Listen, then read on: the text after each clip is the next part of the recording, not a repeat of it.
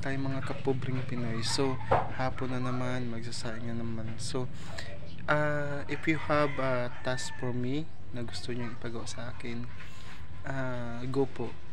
Kung makakaya ko yung mga task nyo, go po. So, ngayon guys, papakita ko sa inyo kung ano ba yung pagka nagsasayang dito sa province, diba? Papakita ko. Ito yung maliit naming kusina guys. Sinsya na napakadilim kasi alam niyo naman guys, wala kaming kuryente. Napakamahal ng kuryente guys. Hindi namin kaya kasi alam niyo naman guys, ay dalawa lang din naman kami ni mama. Yan, dalawa lang kami ni mama, kaya ano. Yan, so yan. Gantong ginagawa dito guys sa ano. Ganto ang saingan dito sa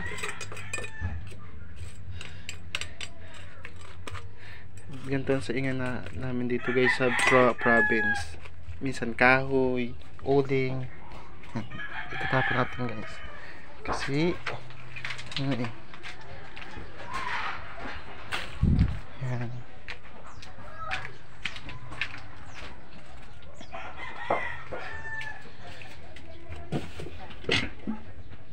So, tapos na natin, linisan.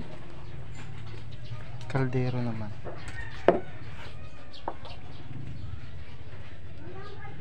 Ayan, kaldero naman.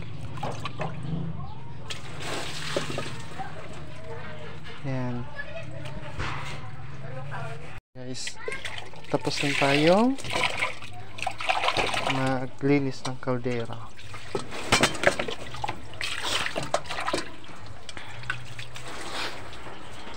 Punta tayo sa taas para lagyan natin ng laman. So, yan na. Yan. Kuha tayo ng bigas. So, wala na pa ng laman guys. Tingnan natin to sa kabila. Baka meron. Wala pala kaming bigas.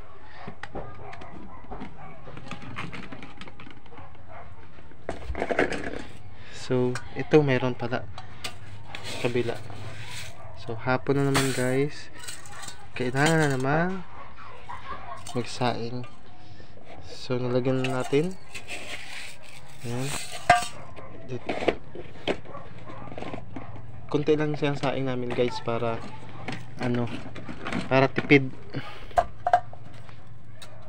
Ayan.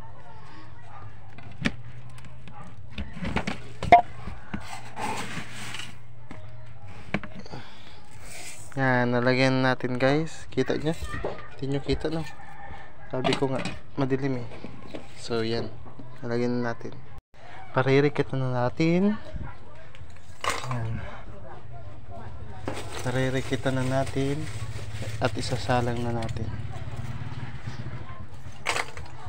Yan.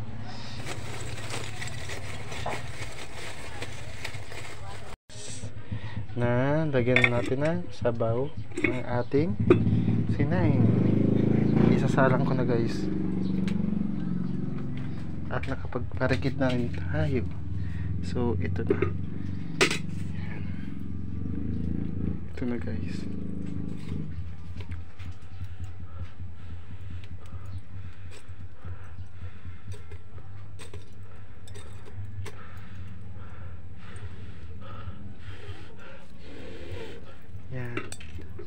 Yan guys. Yan, naisa lang natin. So, hantayin na lang natin na magana. So, hanggang dito lang guys. Thank you po sa panonood.